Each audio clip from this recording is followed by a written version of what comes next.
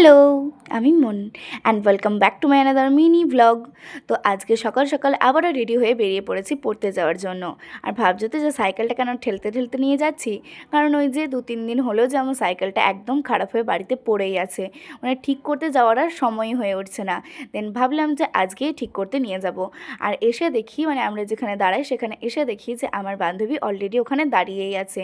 দেন ওর ব্যাগটাও ছিঁড়ে গেছে, তাই ও আমার ব্যাগে বইপত্রগুলো ভরে এখন আমরা দুজন মিলে গল্প করতে করতে যাচ্ছি আমাদের বাস স্ট্যান্ডে।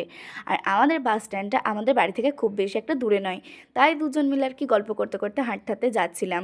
আর এই যে দেখো, যেখানে আমাদের সাইকেলটা সারানোর কথা সেই দোকানটা কিন্তু সেদিন বন্ধ ছিল, তাই আমার বান্ধবীর মুডটা একটু অফ হয়ে গেছিলো। তো যাই হোক, তারপর আমরা দুজন মিলে এখন টোটোতে উঠে পড়েছি আর এখন যাচ্ছি আমরা নতুনহাট পড়তে। আর তোমরা তো জানোই যে আমরা নতুনহাটেই পড়ি। তো যাই হোক, পড়াটা শেষ করে আমরা এখন বেরিয়ে পড়েছি, কিছু আমাদের জিনিসপত্র কেনার আছে তো সেগুলো কিনতে।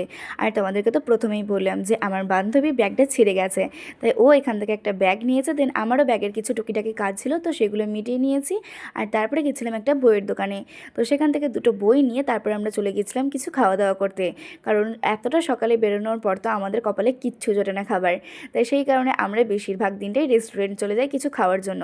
হ্যাঁ, জানি যে এতটা পরিমাণে আনহেলদি খাওয়াটা ঠিক হয় না, মানে এতটা পরিমাণে অয়েলি খাবার খাওয়াটা ঠিক হয় না, কিন্তু কী আর করার আছে বলো, খিদে তো সবসময় পেয়ে থাকে আমার। তো যাই হোক, এখানে কিন্তু আমরা নিয়ে নিয়েছিলাম সেদিন মিক্সড ফ্রাইড রাইস, আর তার সাথে আমার বেস্টির প্রিয় খাবার চাউমিন, কারণ ও বেশিরভাগ সময়টা এখানে গেলে চাউমিনটাই খায়, মানে ও বাইরের চিকেনটা তেমন খায় না, তো সেই কারণে ও চাউমিন খেয়েছিল। আর তার সাথে এখানে আমরা নিয়ে নিয়েছিলাম শেষে একটা আইসক্রিমটা আমি অল্প একটু খেয়েছিলাম আর তার সাথে বান্ধবী খেয়েছিল।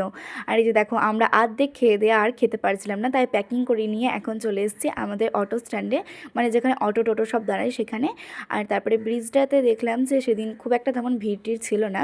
তারপরে এখানে দেখো আমরা এখন টোটোতে বসে গেছি, এরপর আমরা এখন যাব বাড়ি।